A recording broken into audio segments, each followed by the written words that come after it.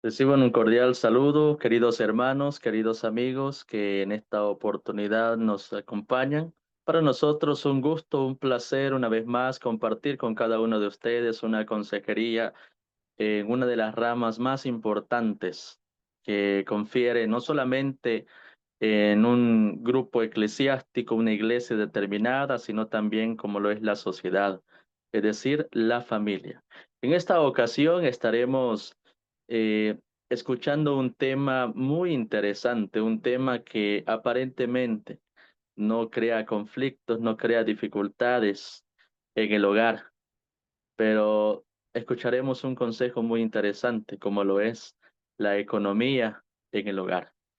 Esperamos que estos consejos sean de bendición para cada una de nuestras familias, que puedan enriquecer nuestro conocimiento, pero también que podamos atesorarlo en nuestra mente y corazón para poder tener familias con la aprobación de nuestro Dios. Muchas gracias, hermano Oscar Martínez. Y gracias también a todas las personas, ¿verdad? Los amigos, los hermanos que nos sintonizan a través de esta reunión por Zoom para poder meditar en este tema de mucha importancia en las familias. Algunas veces pensamos de que las causas que crean conflictos en la familia solamente son las infidelidades, pero no. Una de las que mayor causa dificultades, problemas también es la economía. Por eso es importante tomar en cuenta este consejo de economía familiar. Así que quiero compartir con ustedes estos consejos en esta charla y quiero compartir las imágenes. Muy bien, como ya se mencionó, el tema, ¿verdad? O la charla para esta noche es economía familiar. Pues hay hogares, queridos amigos, ¿verdad? Y hermanos. O también hay familias que están de rodillas. Pero curiosamente están de rodillas no porque quieran orar o porque pasan tiempo en comunión con Dios, sino que están de rodillas por las deudas que puedan tener. La economía familiar pues se ha convertido en una fuente de tensión. Es una causa, ¿verdad? Que hay muchas discusiones y hasta rupturas, ¿verdad? De familias o matrimonios. Aunque muchos creen, ¿verdad? Que manejar el dinero solamente es un tema práctico, pero en realidad es un tema profundamente espiritual. Jesús, cuando estuvo en la tierra, habló en muchas ocasiones de dinero, más que cualquier otro de los temas espirituales que se podrían necesitar, pero él también siempre mencionó temas de finanzas, temas de economía. ¿Por qué? Porque el dinero revela lo que hay en el corazón del ser humano. Él dijo en una ocasión, Mateo 6:21, dijo Jesús, porque donde está vuestro tesoro, allí también estará vuestro corazón. ¿En qué está? ¿En qué hemos puesto nuestra confianza o nuestra vista? ¿O cuál es nuestro tesoro para que esté ahí también el corazón, ¿verdad?, del ser humano? Pues Dios quiere, ¿verdad? Y desea hogares sabios, libres de esclavitud financiera. El Señor, cuando formó el hogar, hizo, ¿verdad? Para que fueran hogares que administren con fidelidad lo que Él pone en las manos de cada persona. La pregunta para todos sería, ¿estoy administrando los recursos de mi casa con sabiduría o solamente por impulso, ¿verdad? Por algo que quiero, porque deseo o porque me gusta y lo gasto todo? ¿Qué estoy haciendo? Esa es la pregunta que tenemos que hacer. ¿Estoy administrando los recursos de mi hogar con sabiduría, con un propósito o solamente por impulso, ¿verdad? Por el deseo de querer gastar. Si gastarlo es muy fácil, el problema es cómo obtenerlo. Para gastarlo es lo más fácil de la vida. Y eso es importante, que cada uno de nosotros sepa cómo administrar con sabiduría los recursos que Dios pone en nuestras manos. Así que la economía, pues en el hogar hay que entender 5 puntos. El primero que vamos a entender en esta noche, en esta charla, es que Dios, pues es el dueño de todo. Y si Él es el dueño de todo, pues ¿qué somos nosotros? Pues bueno, lo vamos a analizar. El cristiano, pues no es dueño, solamente es un administrador, o podemos cambiar la palabra, es un mayordomo. ¿Qué es lo que dice la palabra de Dios con respecto a esto? Salmo 24, el versículo 1, dice la palabra de Dios. De Jehová es la tierra y su plenitud, el mundo y los que en él habitan. Es importante, queridas familias, entender, ¿verdad? Este punto. Primero, que Dios es el dueño de todo. ¿Cuántas veces nos sentimos dueños de las cosas? Pero hay que entender que simplemente lo que tenemos es prestado por Dios y Él nos analiza para ver si somos buenos mayordomos o administradores de los bienes que Él nos ha confiado a cada uno de nosotros. Ya el salmista aclara que todo, ¿verdad? De Jehová, ¿verdad? Es la tierra de Jehová, pues es todo el mundo y todos los que en él habitan, hablando de cosas materiales y también hablando de cada persona. Todos le pertenecemos a Dios, Él nos ha comprado. Ahora, aceptamos nosotros el precio, ¿verdad? Que Él tuvo que pagar, aun cuando ya le pertenecíamos.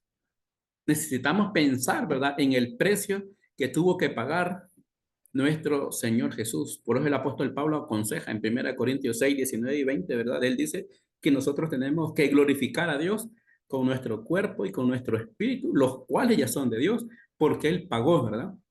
Un precio por nosotros. Así que a pesar de ser de Él, pero la caída en el pecado lo hizo volver a comprar con sangre de su Hijo amado. Así que está bien clara la declaración del salmista cuando dice, de Jehová es la tierra y su plenitud, el mundo y los que en él habitan. Dice un consejo que también quiero compartir con ustedes, que está en este libro. Es un libro muy maravilloso que habla acerca de consejos sobre la mayordomía cristiana, se llama este libro. La página 15 nos dice que Dios es el dueño de todo lo que poseemos. Nosotros somos mayordomos de su gracia. ¿Cuántas veces decimos, verdad? Esto es mío, ¿verdad? Esta casa es mía. Sí, es suya ante la ley del gobierno, ¿verdad? Porque tiene una escritura registrada. Pero en realidad solamente somos mayordomos. Ahora, ¿por qué Dios es el dueño de todo?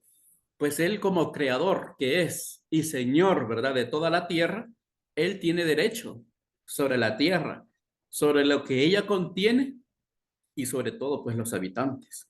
Así que la administración cristiana inicia reconociendo que todo lo que tenemos en esta tierra no es nuestro, sino que es Dios el dueño de lo que existe y Él es dueño también de nosotros y entender que nosotros somos administradores o mayordomos. ¿Por qué? Porque todo lo que tenemos proviene de Dios. Trabajo, salud, habilidades, oportunidades. Cuando entendemos que el dinero es sagrado, ¿por qué? Porque proviene de Dios.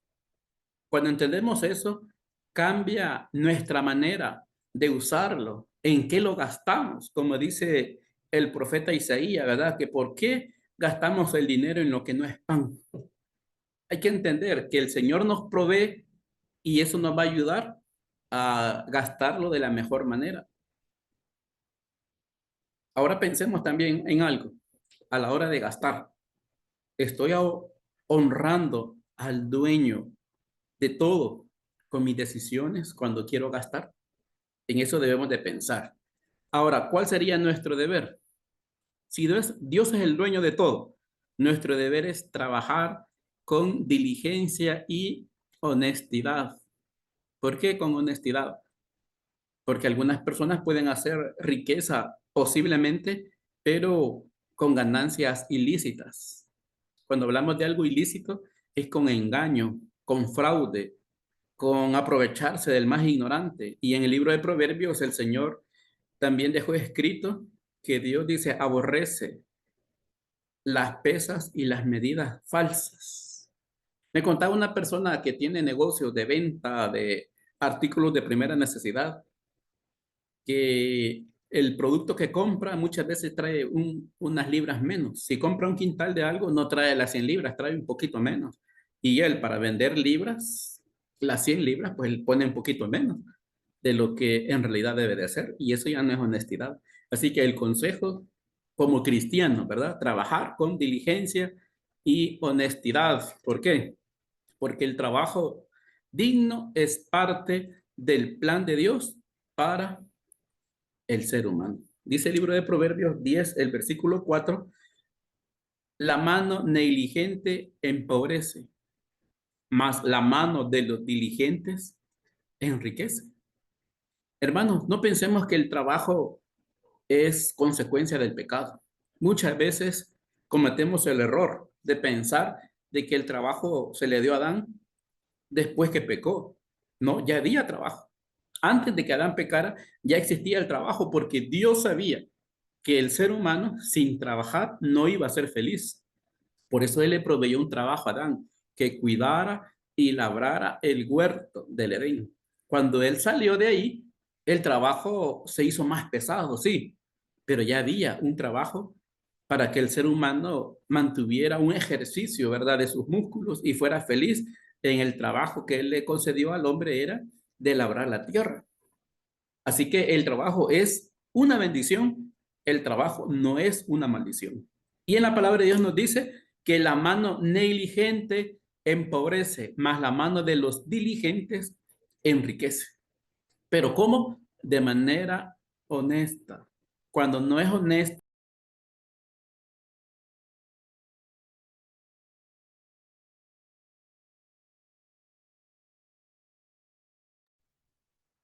el libro de Proverbios dice, ¿verdad?, de que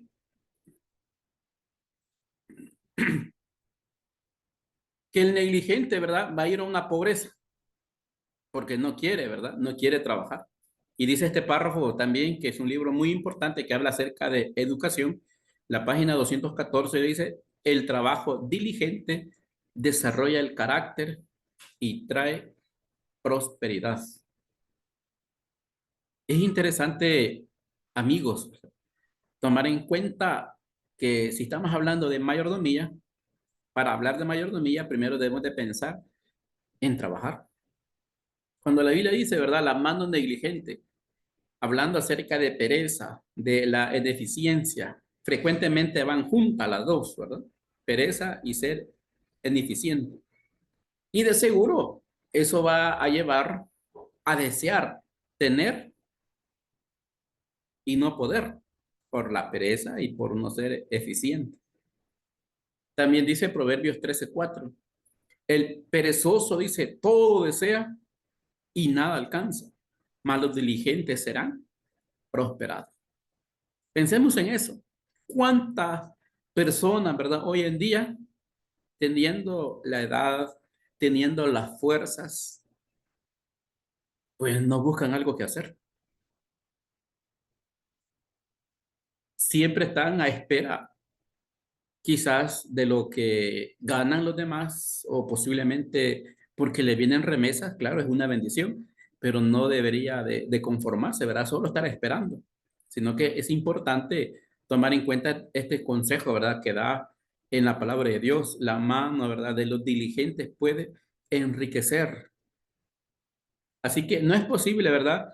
Cuando alguien es muy perezoso o negligente, que un patrón, ¿verdad? Se complazca de su trabajo cuando manifiesta esas características, ¿verdad? De pereza. Por el contrario, ¿verdad? La diligencia generalmente se combina con la eficiencia.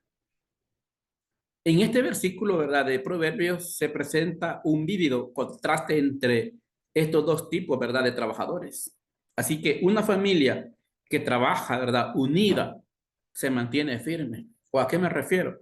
Que trabaja con un propósito de llevar adelante, ¿verdad? A su familia. Lo malo es cuando cada quien quiere hacer por su propio bien y no trabajar unidos. Si es un hogar, ¿por qué tener las cosas por separado? Es importante, ¿verdad?, que como familia se pueda trabajar unido, pensando en la economía familiar. Hay una frase que han sacado un grupo de feministas que dice que cuando se casan, la pareja, dice la esposa, ¿verdad?, que lo del esposo es de ella y lo de ella sigue siendo de ella. Y no es así. Es importante es trabajar, ¿verdad?, unidos para mantener una familia firme, hablando acerca de economía familiar.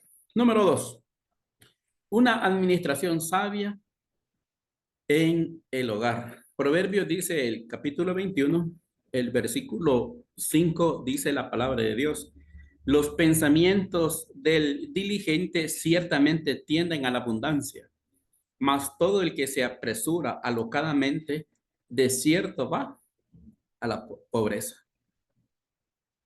Cuando dice los pensamientos, ¿verdad?, del diligente, o sea, en otras palabras podemos decir que los planes del diligente emprendedor pueden crear prosperidad debido, ¿verdad?, al esfuerzo realizado, mientras de aquel que planea o que trabaja apresuradamente o descuidadamente, pues quizás va a fracasar, aunque sean buenos, ¿verdad? El propósito de querer alcanzar más, pero hacerlo de una manera alocada, no le va a funcionar.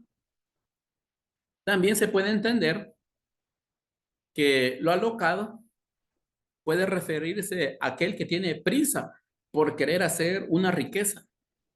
Puede llegar a querer ganar ilícitamente y no es correcto ante los ojos de Dios. Cuando hablamos de administración en un lugar, administrar significa planear. Muchos hogares se hunden porque gastan sin una administración, sin ningún plan, gastan sin dirección todo lo que pueden poseer.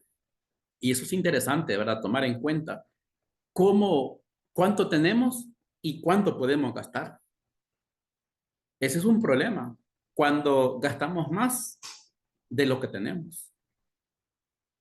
Y tenemos que conformarnos o vivir con lo que tenemos. Y eso es algo muy curioso, porque siempre he analizado esto, que cuando una persona gana poquito, estamos hablando de quizás sueldo mínimo, pues vive con el sueldo mínimo.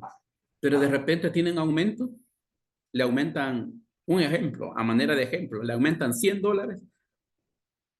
Al momento que le aumentan, piensa que lo va a ahorrar. El problema es después, cuando ya gana $100 más, se da cuenta que también se lo gasta. Y con el tiempo posiblemente gasta más, gana más, pues se lo va a gastar más. Y es algo curioso, que el que gana poquito vive con lo poquito y el que gana bastante, pues siempre se lo gasta. Eso es interesante, ¿verdad? Así que administrar implica planear para no hundirse, ¿verdad?, en deudas. Hay que pensar en las necesidades para no gastar sin dirección. Así que la Biblia nos da un consejo. Jesús habló de todo tipo de temas y en este caso también nos habló de este ejemplo que es de mucha importancia. En el libro de Lucas, capítulo 14, el versículo 28 al 30, nuestro Señor Jesús puso este ejemplo para que nosotros podamos analizar y poder planear. Jesús dijo, el versículo 28 de Lucas 14, ¿quién de vosotros, queriendo edificar una torre, no se sienta primero a calcular los gastos y ver si tiene lo que necesita para terminarla? Esa fue la pregunta de Jesús. Ahora dice el versículo 29, no sea que después que haya puesto el fundamento no pueda acabarla y los que lo vean se burlen de él. El versículo 30 dice, ¿de qué se van a burlar? Diciendo, este hombre empezó a edificar y no pudo terminar. ¿Qué podemos entender en la declaración de Jesús? Él hablaba acerca de proyectos, él hablaba acerca de planes, hablaba de presupuestos, él estaba hablando de economía, estaba hablando de pensar para poder hacer algo, porque él dijo, ¿Quién, verdad? Le decía a sus oyentes.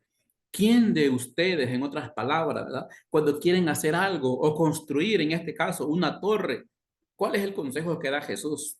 De primero dice sentarse. ¿Para qué se va a sentar? Para calcular los gastos. Eso es lo que hay que hacer. Hay que analizar si tiene lo suficiente, ¿verdad? Para poder terminar lo que ha empezado. Porque dejarlo a medias, Jesús mismo dijo que serviría para burlas de las personas que lo ven. Por eso es importante planear, sentarse para calcular, ¿verdad?, los gastos de una edificación. Y cuando estamos hablando de una torre, no literalmente, pues alguien va a hacer un edificio.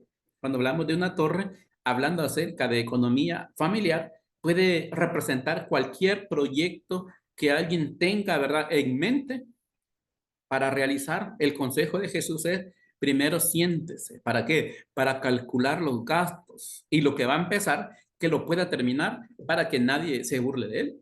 Porque si pensamos en esta declaración, podemos analizar que a quién le gusta que se burlen de él. Pues me imagino que nadie, ¿verdad? Así que si no nos gusta que se burlen de nosotros, tenemos que pensar, calcular, planificar lo que vamos a hacer para ver si podemos terminar, empezar y terminar, para que no solamente hacer el intento y quedarme a medias. Cuando Jesús habla de calcular los gastos, pues pensemos que no tiene sentido comenzar algo que no se pueda completar.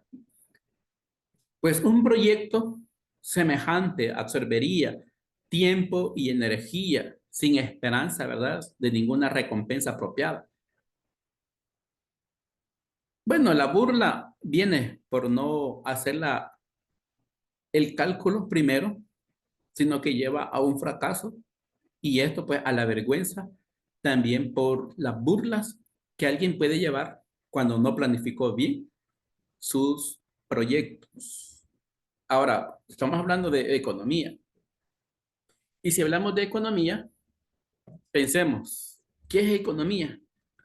O pensemos primero, ¿cuál es un sinónimo de economía? Si hablamos de sinónimos, pues la economía puede ser una hacienda, también puede ser riqueza o patrimonio, puede ser una bolsa de valores, ¿verdad? Puede ser un caudal, pueden ser recursos, ¿verdad? O medios, fondos, arcas, ¿verdad? Finanzas, intereses, ¿verdad? Economía también tiene un sinónimo de negocio, de ahorro, de reservas, de moderación.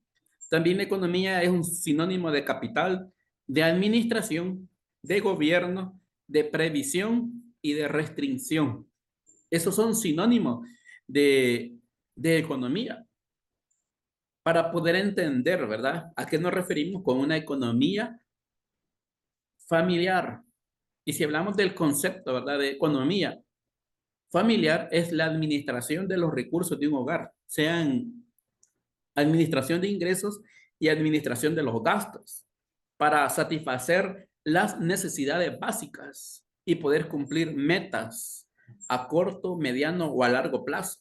Implica gestionar el dinero a través del consumo o a través de un ahorro o la inversión con el objetivo de poder lograr una buena salud financiera para cubrir imprevistos y mejorar la calidad de vida. Y eso es interesante, ¿verdad? Que cada uno de nosotros pueda pensar la importancia de la economía familiar, no solamente de agarrar el dinero que llega a sus manos y al final de mes tiene que andar prestando para poder sobrevivir. Necesitamos vivir con lo que tenemos. Y eso es curioso, porque personas con buenos sueldos, pero con falta de economía familiar o falta de administración, tienen que estar pidiendo prestado. Y yo siempre les digo, pero ¿por qué una persona que gana el mínimo, pues sobrevive con el mínimo y alguien que gana más no puede sobrevivir con lo que gana? Por eso es importante aprender, ¿verdad?, qué es una economía, es administrar o gestionar bien las entradas y los gastos. Cuando hablamos de ingresos o gastos, consiste en controlar, consiste en planificar cuánto entra y cuánto sale del hogar. Nunca debería de salir más de lo que ha ganado en este mes. Eso debe ser una de las metas. Y la planificación, pues, implica fijar metas para poder ahorrar para un futuro. El propósito, ¿verdad? O el objetivo principal se centra en tener un equilibrio para poder no llegar a un punto cuando alguien diga, pues no puedo más. Ahora, dice en este libro, Ministerio Médico, en la página 230, dice este consejo. El que está a cargo de las finanzas necesita estudiar. ¿Qué es lo que va a estudiar? ¿Cuánto se puede ahorrar en vez de cuánto se debe gastar? Hay que cortar, ¿verdad? Todo gasto innecesario. Comprendan que el consumo no debe exceder la producción. Eso es importante, ¿verdad? De este libro. Ministerio Médico, página 230, ¿verdad? Nos habla acerca de aquel que está a cargo. ¿Quién es el que está a cargo?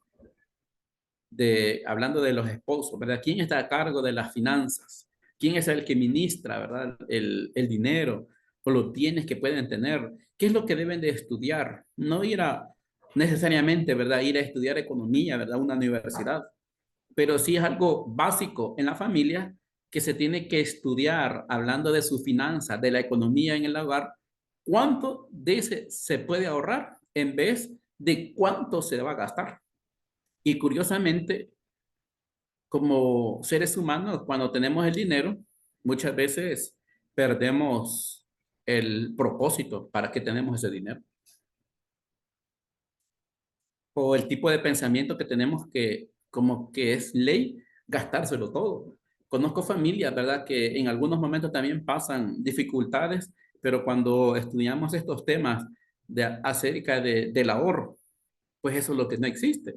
Conozco padres, ¿verdad?, de familia que ellos hacen su ahorro, sí es cierto, y es bueno.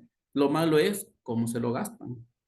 Hacen un ahorro para después irlo a gastar en un día nada más, todos los cientos de dólares que ha ahorrado, solo para gastárselo en un momento de diversión. Sí es buena la diversión, pero debe de calcular cuánto debe ahorrar en lugar de cuánto va a gastar. Por eso dice el consejo de este libro, Ministerio Médico, que hay que cortar todo gasto innecesario.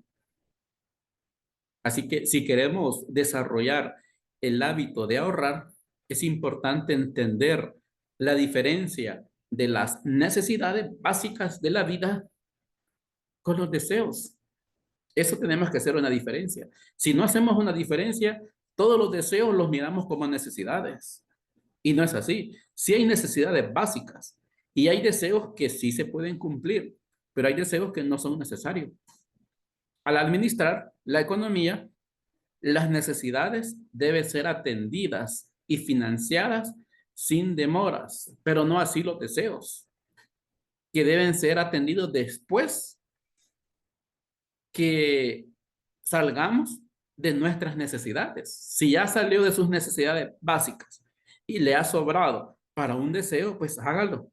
Pero a pesar de que ya le ha sobrado y se va a cumplir un deseo, pero que siempre de ese excedente tiene que ahorrar. Por eso dice este libro, comprendan, ¿verdad?, que el consumo no debe exceder a la producción. Si el consumo excede, significa pérdidas, significa llegar a deudas. Eso es importante, ¿verdad?, que cada uno de nosotros pueda reflexionar. También dice este libro, Ministerio de Curación, en la página 157, dice, muchos desprecian la economía, confundiéndola con la tacañería y la mezquindad. Pero la economía se aviene perfectamente con la más amplia liberalidad.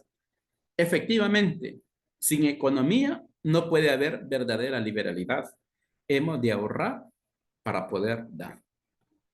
Es importante, ¿verdad?, tomar en cuenta, ¿verdad?, cuando hablamos de esta lectura del Ministerio de Curación, muchos, ¿verdad?, desprecian cuando hablamos de economía, pensando que podemos ser tacaños o mezquinos, pero no es así. Vamos a ir analizando, ¿verdad? Estos puntos. Una economía se hace pues con un propósito. Y ser tacaño pues es otra cosa. Solamente es acumular para sí mismo. Pero la economía va con un propósito. En este libro, al final, cuando habla que sin economía no puede haber verdadera liberalidad, habla en un asunto, ¿verdad? Espiritual, que necesitamos ahorrar para poder dar y ayudar a las necesidades de las demás y también a las necesidades de la obra del Señor. Por eso dice este consejo que necesitamos ahorrar en vez de acumular. ¿Cómo es esto? Bueno, pensemos que el ahorro es para un propósito específico, por ejemplo, como el pago, ¿verdad? Inicial de una casa. En cambio, la acumulación es juntar sin orden un gran número de objetos, incluyendo el dinero. La gente que acumula dinero busca seguridad. Eso transfiere nuestra confianza exclusivamente en el dinero y no en Dios. Y eso es lo que debemos de pensar. Estamos hablando de economía, es para un propósito específico. Y si hablamos de ser tacaño, aquel que es tacaño solamente está acumulando sin propósitos. Y acumula para sentirse seguro que tiene, ¿verdad? Ese dinero guardado y va a llegar al punto que va a tener la confianza en el dinero y no en Dios. Así que ahorrar, amigos, ¿verdad? Ahorrar es bueno porque nos brinda seguridad financiera, libertad para poder tomar decisiones y la posibilidad para poder alcanzar metas futuras, tanto por si acaso son una emergencia como las metas planeadas. Aunque la acumulación puede parecer un fin en sí mismo, el propósito de acumular solamente es crear un colchón, ¿verdad? De seguridad. Pero necesitamos hacerlo, ¿verdad? Siempre pensando con un propósito, que es ser ahorrativo para poder con algo específico que quiera hacer, no solamente acumularlo sin saberlo para qué.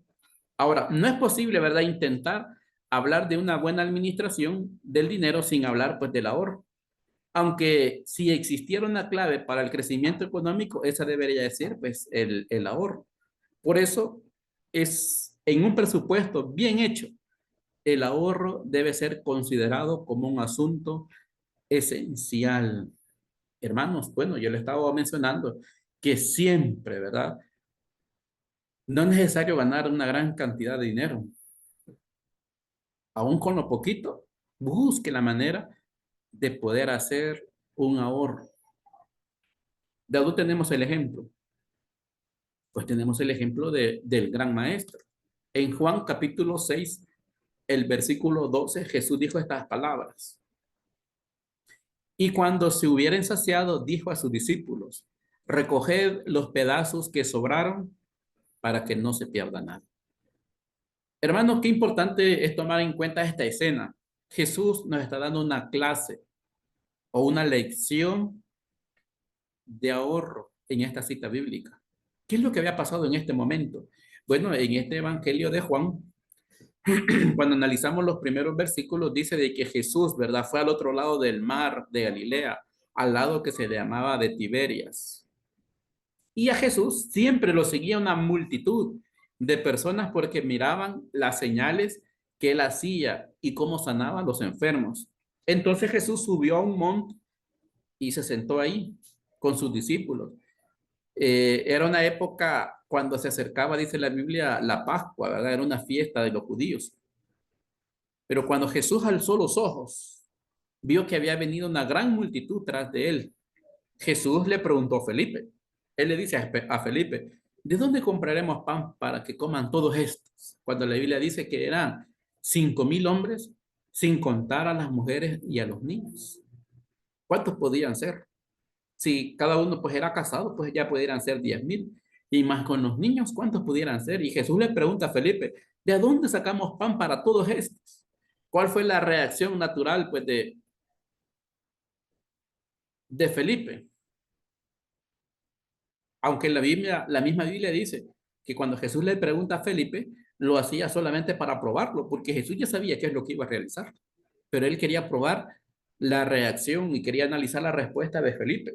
Felipe responde, ¿verdad? Rápido, mira la multitud, hace cálculos matemáticos y Felipe dice, pero 200 denarios, dicen, no alcanzarían para comprar pan para toda esta multitud.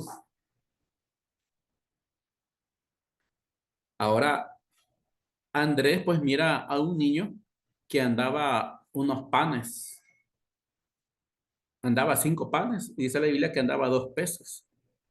Pues el niño estuvo dispuesto a darlo, para dar lo que tenía. No era la cantidad, sino la intención que este niño tenía también para poder colaborar. Y Jesús toma el pan, ora por el pan, lo bendice y se multiplica. Ahora Jesús le dice a sus discípulos que a las personas que estaban ya organizadas, sentadas de grupos de 50 y en grupos de 100, Jesús le dice, ¿verdad? Que lo repartieran entre todos. Esos 5 panes multiplicados, Jesús le dice, repártanle a todos, que todos coman. Y todos comieron hasta saciarse. Y cuando comieron para saciarse, encontramos esta declaración que solo se encuentra en el Evangelio de Juan. Si ustedes leen esta historia de la multiplicación de los panes en otros evangelios, no menciona este ahorro, pero Juan, el discípulo amado, menciona que Jesús dijo, cuando después que se hubieran saciado, que comieron hasta decir ya no, Jesús le dijo a sus discípulos, recojan los pedazos que sobraron para que no se pierda nada. Y en la Biblia dice que recogieron 12 cestas, ¿verdad? Llenas de pan. Así que Juan declara, ¿verdad? De un modo específico que Jesús pidió que recogieran los fragmentos, ¿verdad? De alimentos. ¿Para qué? La misma Biblia dice, para que no se pierda nada. Jesús había dado abundantemente para la necesidad de las personas. Todos habían recibido lo que podían desear hasta saciarse. Pero ahora, para que nadie pensara, ¿verdad? Que ese milagro generoso autorizaba el derroche, el Señor cuidadosamente enseñó, ¿verdad? Una lección de ahorro aún en el uso de las bendiciones divinas. Cuando analizamos este párrafo, este es también este libro que se llama Ministerio Médico, a la página 176, el párrafo 3, dice esta declaración. La declaración de Jesús, cuando él dijo, recojan los pedazos que sobraron para que no se pierda nada. Estas palabras las dijo aquel que tenía todos los recursos del universo a su disposición. Él proveyó a miles con alimento por su poder que obraba milagros, pero no dejó de enseñar una lección de economía. Qué importante, familia, es pensar en esta declaración. Aquel siendo el Hijo de Dios, siendo el Hijo del Rey, aquel, ¿verdad?, que tenía todos los recursos del universo a su disposición, no dijo, vaya, déjenos, ¿verdad?, que se pierda. Porque algunas veces nosotros, ¿verdad?, cuando tenemos, algunas veces no ahorramos. Aquel que tiene, ¿verdad?, suficiente dinero, nunca piensa en un ahorro. Piensa que quizás que el dinero va a ser eterno. Pero aquel que es dueño de todo, dijo que recogieran los pedazos que sobraron para que no se pierda nada. Él nos dejó una enseñanza o una lección de economía para cada uno de nosotros. ¿Cuántas veces nosotros deseamos quizás que nos alcance más la economía, pero con solo en lo que preparamos para comer? Bueno, conozco familias de que preparan sus alimentos y sobra. Y lo que sobra no lo guardan, sino que lo botan. Y eso es importante, ¿verdad? Y cuando se les pregunta que por qué lo botan, dicen de que ellos no son de las personas que comen 2 veces lo mismo. ¿Pero por qué? Si Jesús, siendo el dueño de todo, dio una lección, ¿verdad?, de economía cuando dijo, recojan los pedazos que sobraron, y recogieron 12 cestas, ¿verdad?, de pan. Eso es una lección de economía para cada uno de nosotros. No porque tenga lo suficiente va a desperdiciar, tiene que ahorrar. Dice este otro consejo y quiero compartir con ustedes, Ministerio Médico, la página 231 dice que la economía es una ciencia muy valiosa. ¿Cuántas veces nosotros para aprender una ciencia se tiene que ir a la universidad a estudiar varios años para estudiar una ciencia en cualquier área, ¿verdad? De la vida? Pero hablando de economía en la familia, la economía, dice este párrafo, que es una ciencia muy valiosa. ¿Por qué? Dice, muchos malgastan demasiado al no guardar los residuos. Pensemos, ¿verdad? En esto.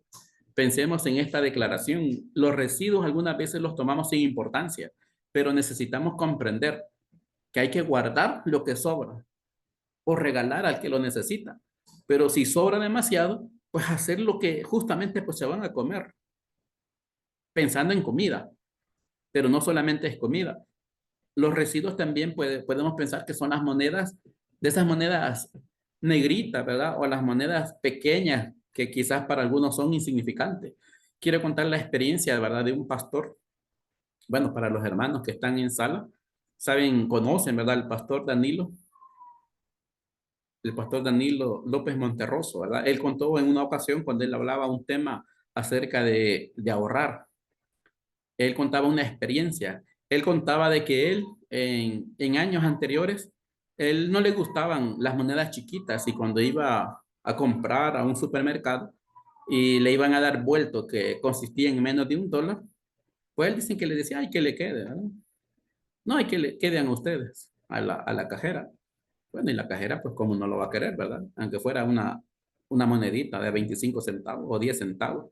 Pero él dice que las dejaba ahí, hay que le quede. El problema fue una vez cuando él fue a comprar y le hacía falta 5 centavos. Y él le dijo, ¿verdad? A la cajera, que se acordara de que él siempre deja los vueltos y que le diera el producto y no le quisieron dar el producto porque le hacían falta 5 centavos.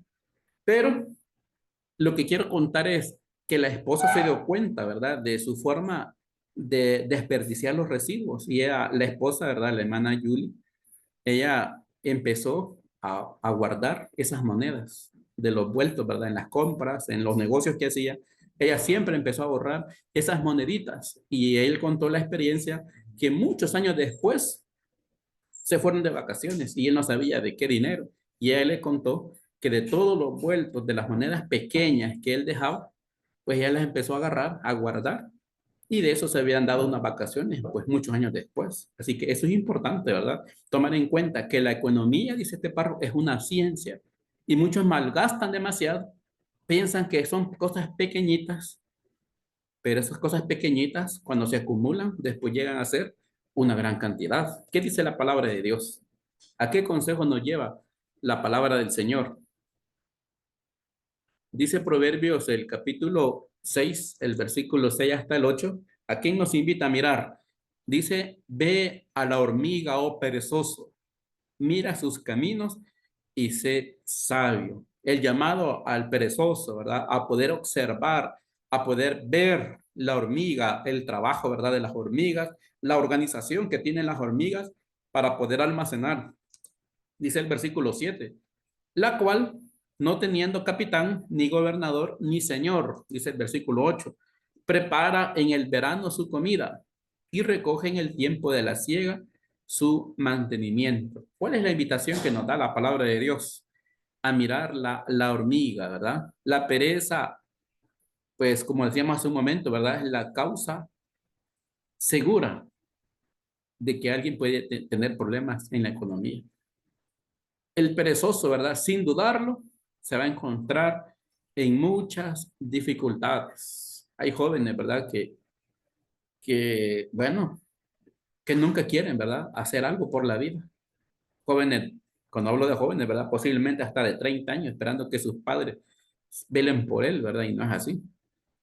Tiene que aprender a hacer algo, ¿verdad? A poderse desarrollar para poder sobrevivir, ¿verdad? En un futuro. El consejo es para el perezoso que observe, ¿verdad? La hormiga. Así que Salomón estudiaba atentamente, ¿verdad? La naturaleza. él estaba asombrado por la forma en que la hormiga, ¿verdad?, desarrollaban su vida en comunidad, con perfecto orden y en cooperación, sin que nadie la vigilara ni nadie dirigiera el trabajo que tenía que hacer cada miembro, ¿verdad? De las hormigas. Así que Dios tanto, ¿verdad?, suple las necesidades de la hormiga como también las del ser humano. Jesús primero hizo una comparación en Mateo con un pájaro. Jesús dijo, ¿cuánto más vale un hombre? Mucho más que un pájaro. Y si el pájaro come, ahora una hormiga, aún más insignificante. Dios siempre provee para su alimento y el ser humano, pero el ser humano tiene que entender, ¿verdad?, que Dios es el dueño y que nosotros somos administradores y necesitamos también colaborar. Dios sí nos da bendiciones, pero necesitamos colaborar. Así que la hormiga, ¿verdad?, construye sus almacenes para poder juntar en cantidades, juntar, ¿verdad?, su alimento mediante una propia labor diligente. Así que la fuerza, ¿verdad?, las habilidades, la perseverancia instintiva de la hormiga también proviene de Dios, el creador y sustentador de todas las cosas. Así que la sabiduría de las hormigas nos aconseja a nosotros que cuando pasamos por el tiempo de las vacas gordas, nos aseguremos ahorrar para cuando llegue el tiempo de las vacas flacas. Siempre, ¿verdad? En la vida llega un momento cuando alguien puede ganar bien en algún momento de la vida, pero quizás piensa que va a ser eterno. Me contaba un joven de que en un momento tuvo un trabajo bueno, me refiero porque él contaba que ganaba mínimo 50, 60, 70, $80 diarios, pero todo se lo gastaba, hasta gastaba más y tenía que deber. Después, ese fue su momento de vaca gorda. Después llegó el momento de las vacas flacas, cuando se acordaba y se lamentaba de su mal procedimiento. ¿Qué más dice el libro de Proverbios?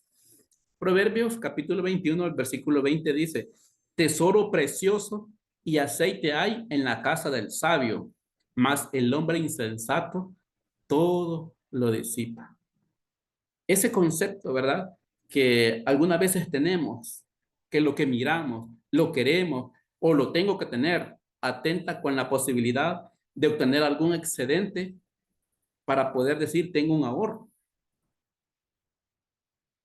Y si no ahorramos, nos van a colocar en la parte del versículo que dice que el hombre insensato todo lo disipa. Así que necesitamos esa sabiduría para poder ahorrar. Dice este libro del Hogar Cristiano, página 340. Si tenéis hábitos de prodigalidad, el consejo dice, eliminarlos de vuestra vida enseguida. A menos que lo hagáis, estaréis en bancarrota para la eternidad. Los hábitos de economía, laboriosidad y sobriedad son para vuestros hijos una porción mejor que una rica dote. Así que cuando hablamos de prodigalidad, estamos hablando de una persona que desperdicia y consume gastos innecesarios. Por eso es la historia del hijo pródigo, que desperdiciaba, ¿verdad?, la herencia en gastos inútiles. Por eso el consejo dice este libro de mucha importancia. Este libro habla de todo, ¿verdad? Habla de hogar, de pareja, de los hijos, del noviazgo, aún hasta de economía. Si tenemos esos hábitos, el consejo, eliminarlos, ¿verdad?, de vuestra vida enseguida, y si no, van a estar, dice, en bancarrota. Los hijos deben de aprender de economía para poder desarrollar hábitos financieros saludables, para tomar decisiones informadas, ser más responsables y autónomos en su futuro y para comprender mejor cómo poder sobrevivir. Este conocimiento pues nos permite poder administrar bien pues el dinero. Recordamos la declaración de Jesús. En Lucas 14:28 decía, ¿quién de vosotros, verdad, queriendo edificar una torre, no se sienta primero para calcular los gastos, para ver si tiene lo que necesita para terminarla? Cuando hablamos de esa torre, yo le dije hace un momento que no necesariamente estamos hablando de una construcción literal. Cuando hablamos de una torre, ¿verdad?, podemos pensar en un presupuesto que puede ser a corto, mediano o a largo plazo.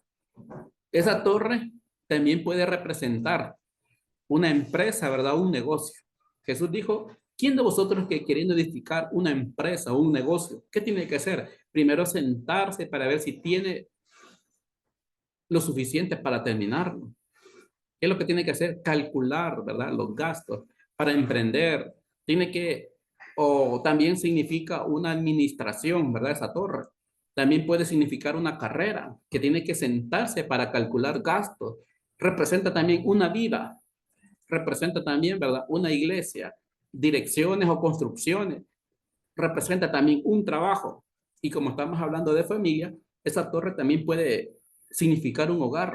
¿Quién, verdad? Si estamos analizando el versículo, ¿quién de vosotros que quiera formar un hogar, qué tiene que hacer primero? Sentarse para calcular los gastos, para ver si tiene lo que necesita para terminarlo, o sea, para poder vivir bien o por lo menos satisfecho, ¿verdad? Con lo que tiene. Eso es importante. Cuando Jesús habla, ¿quién, verdad? Va a hacer algo. Estamos poniendo ejemplos de lo que puede, ¿verdad? Representar. Así que, ¿qué es lo que tenemos que hacer? Hay que hacer un plan, ¿verdad? Financiero. ¿Cómo puede ser un plan o a qué nos ayuda ese plan financiero?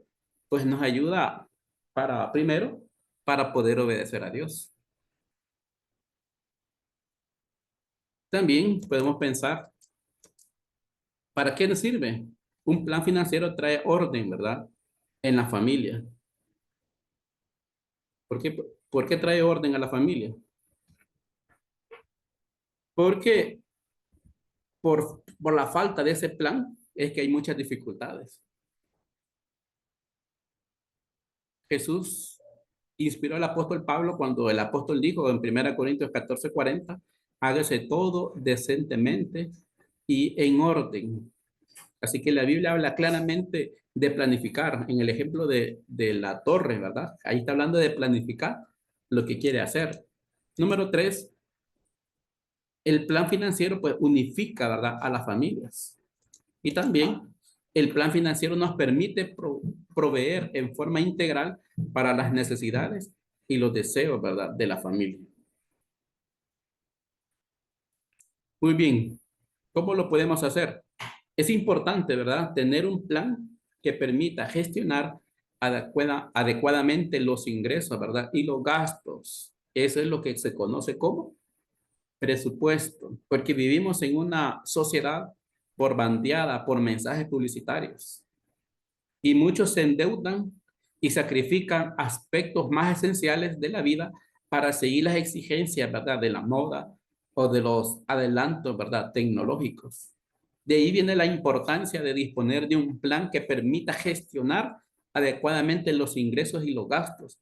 Eso es lo que se conoce como presupuesto. Si ustedes analizan, ¿verdad? En redes sociales, cada momento, ¿verdad? Llegan anuncios de promociones y eso es una técnica para que nosotros podamos gastar más y en cosas que posiblemente no las necesitamos, solamente las deseamos, ¿verdad? Sean modas o adelantos tecnológicos, ¿verdad? ¿Cuántos desean un buen celular, ¿verdad? El último, solamente por decir yo tengo el teléfono actual, ¿verdad? El que está de moda.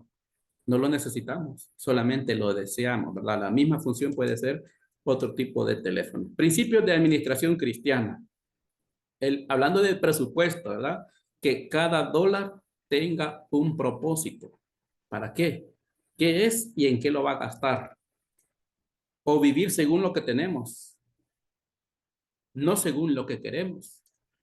Ahorrar con disciplina, ¿verdad? Este versículo ya lo analizamos. Tesoro precioso y aceite hay en la casa del sabio, más el hombre insensato todo lo disipa.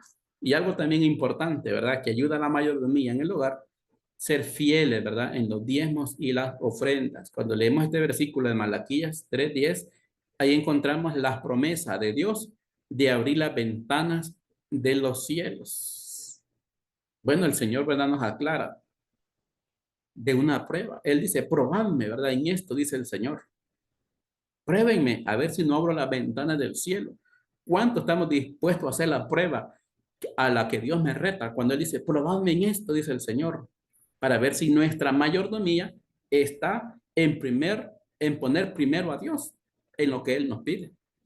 Cuando lo dejamos de último es cuando nos vienen las dificultades económicas, pero si le damos a Dios el primer lugar en lo que a Él le corresponde, Él nos reta, ¿verdad? Al decir, probadme, y nos promete abrir las ventanas del cielo para que sobre, dice, y abunde.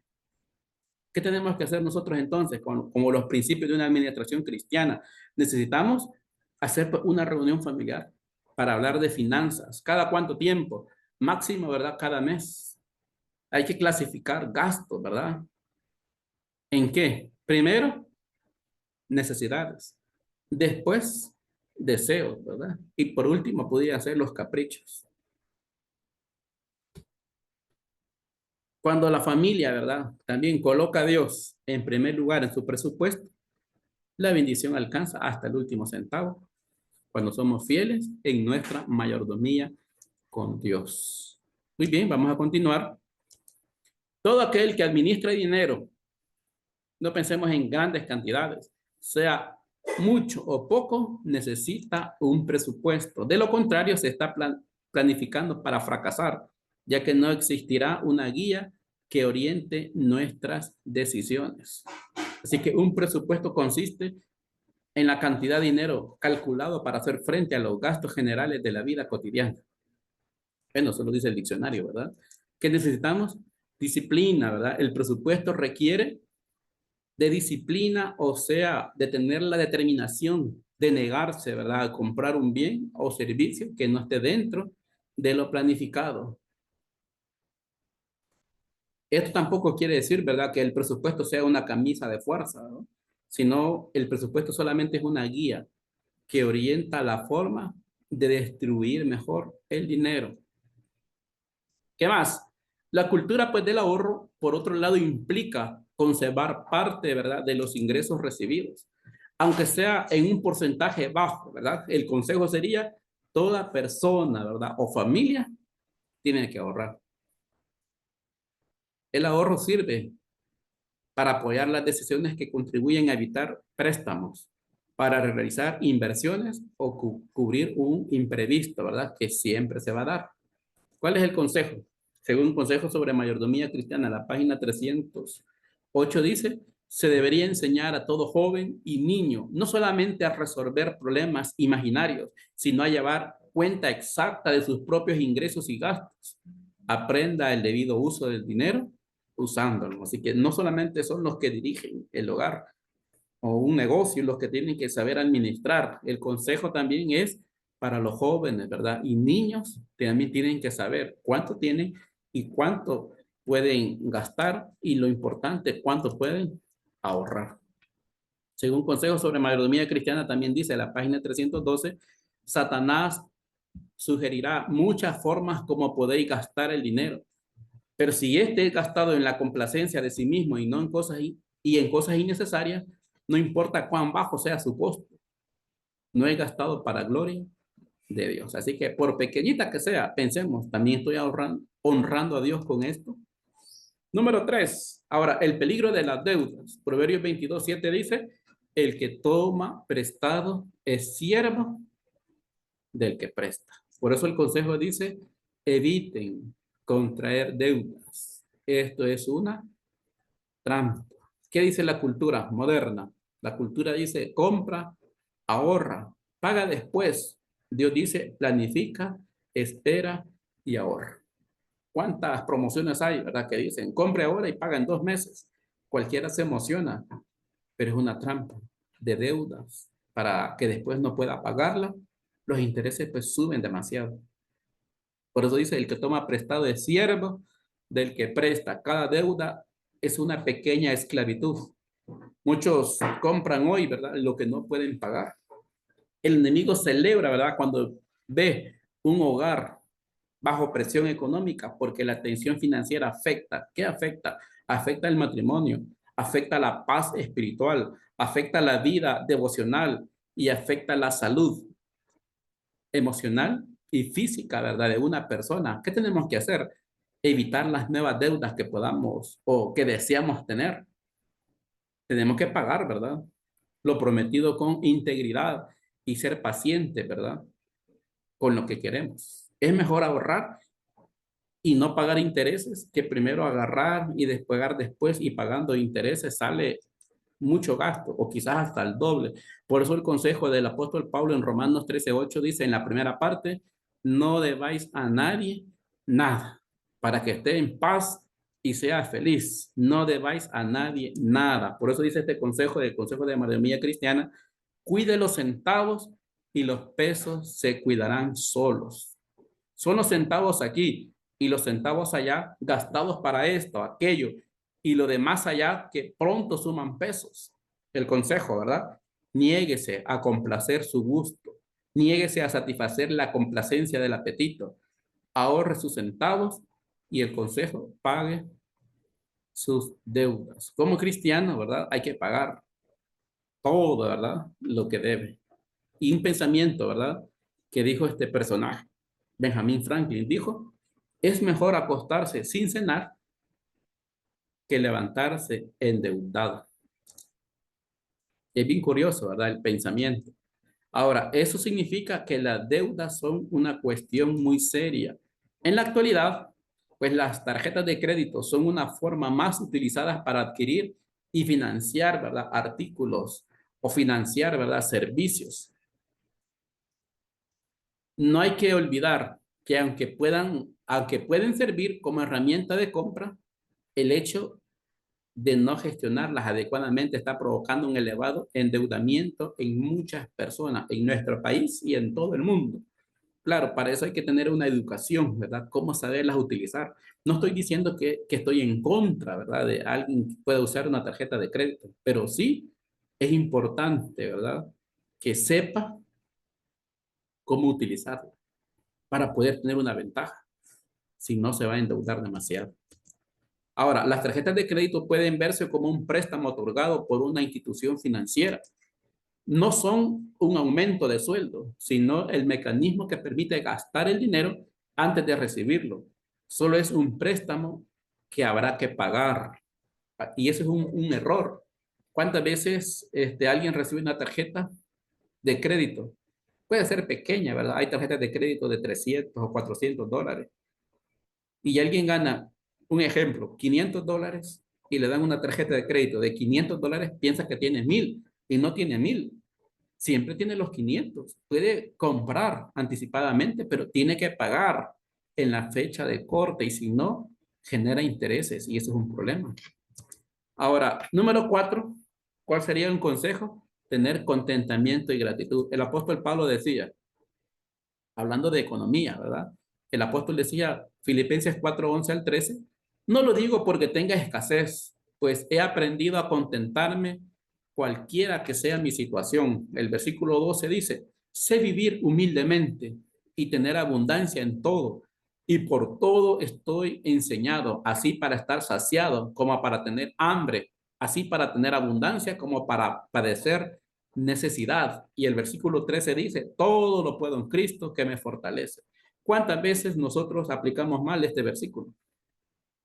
¿Cuántas veces decimos, todo lo puedo en Cristo que me fortalece en otros temas? Pero el apóstol se refería a que él había aprendido a tener abundancia como también a tener escasez. Él decía que habían días que comía y días que pasaba hambre, que pasaba sed, a tener abundancia como a padecer necesidad. En ese sentido, él decía, yo lo puedo todo. Y él siempre estaba contento. Tenía poquito, estaba feliz. Pues tenía bastante, pues lógicamente sí, ¿verdad? Y siempre estaba agradecido en su situación, porque posiblemente estaba ya en la cárcel. Y aún en la cárcel les decía, ¿verdad? Pues no lo digo porque tenga escasez en ese momento, ¿verdad? Pero él decía, yo he aprendido a contentarme en cualquiera que sea mi situación, sea en abundancia, en pobreza, en necesidad. Yo estoy contento, decía el apóstol Pablo. La importancia de él era que el evangelio, ¿verdad? Iba avanzando y la palabra de Dios no estaba presa. Él estaba preso, pero él mandaba cartas para que se siguiera predicando el evangelio. Así que necesitamos aprender, ¿verdad? A estar contentos y agradecidos con lo que tenemos. Cuando no estamos agradecidos con lo que tenemos, es cuando vienen los problemas de desear tener más y posiblemente con deudas no es tener una vida feliz. Ahora, y número 5, Necesitamos poner a Dios en primer lugar. Eso nos va a traer bendiciones. El consejo de Jesús es para la economía. Buscad primeramente el reino de Dios y su justicia, y todas estas cosas os serán añadidas. Queridos hermanos, el gran propósito de la existencia del ser humano es que busque a Dios. Eso es lo primero, lo principal. La mayor parte, ¿verdad?, de los seres humanos están afanados, trabajando, como dijo Jesús, por la comida que perece, o por el agua, ¿verdad?, que le dijo a la mujer samaritana, de esa agua vuelven a tener sed. La mayoría, ¿verdad?, de personas gastan su dinero en lo que no es pan, como dijo el profeta Isaías 55:2. Con demasiada frecuencia, ¿verdad?, tendemos a hacer las cosas materiales el principal propósito de nuestra vida, con la vana esperanza de que Dios será indulgente con nosotros y que al final de nuestra existencia va a añadir la eternidad. Pero el deseo del Señor, Jesús lo dijo, buscad primeramente el reino de Dios y su justicia. Cristo quiere, ¿verdad?, que le demos a las cosas más importantes el primer lugar y nos asegura que las cosas de menor importancia o de menor valor serán dadas a cada uno de acuerdo a nuestra necesidad. ¿Qué es lo que tenemos que hacer? Primero, ponernos en las manos de Dios. Confiar en Dios y Él es el que nos va a dirigir. Él va a dirigir nuestra vida. Dios, ¿verdad?, desea que nosotros trabajemos con honestidad, que administremos el dinero con sabiduría. ¿Para qué? Para también ser de bendición para el más necesitado. A confiar en Dios y no en el dinero. ¿Por qué? Porque cuando Cristo reina, Él gobierna también las finanzas. Hay paz en la familia, hay unidad en el hogar, hay un buen testimonio. Y si Cristo es el primero en nuestra vida, pues hay una bendición para tener una buena economía en nuestras familias. Que el Señor bendiga su palabra y este consejo, ¿verdad?, de esta charla, y a cada uno de la familia, ¿verdad?, de los hermanos presentes, mi deseo, en el nombre de Jesús. Amén. Muchas gracias, Pastor Enrique, por ese importantísimo tema que, como usted mencionaba al inicio, pareciera que no es de vital importancia, pero ha llevado a la ruina a muchas familias el tema de la economía. Así que agradecemos al Señor por, y agradecemos también a usted, Pastor, por habernos eh, dado ese tema muy interesante, un tema que cada familia deberíamos de meditar para saber cómo estamos en la economía. Así que vamos a finalizar, Pastor Enrique. Así que por favor diríjanos a Dios con una oración. Amén, hermano. Oremos. Cerremos los ojos y oremos al Señor. Padre que moras en las alturas de los cielos. En esta noche agradecemos, Señor, por la vida que nos concedes, por la oportunidad que nos das de poder meditar en tu palabra. Y también en este tema que es de mucha importancia para las familias. Danos, Señor, sabiduría para poder aconsejar y también para poder entender que yo solamente soy un administrador de todo lo que tú pones en nuestras manos. Bendice, Señor, a cada uno de los hermanos y amigos, a la familia que escuchan, Señor, estos consejos. Permite que sea de mucha bendición esta charla. Ayúdanos a ser fieles a ti, porque por nuestra fidelidad a ti también tú prometes bendiciones a cada uno de tus hijos. Perdona, Señor, nuestros pecados y bendice este programa y cada una de las charlas. Lo pedimos, Señor, sin merecerlo, pero confiando en el nombre de ti, amado Jesús. Amén.